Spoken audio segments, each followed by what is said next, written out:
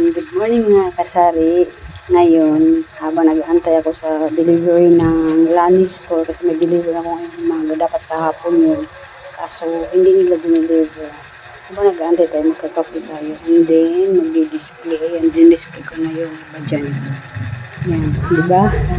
Mag-display, tapos magkakape.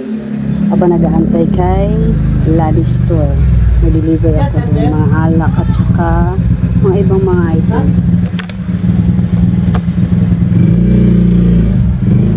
Tingnan natin, mag-display tayo. Ano yun?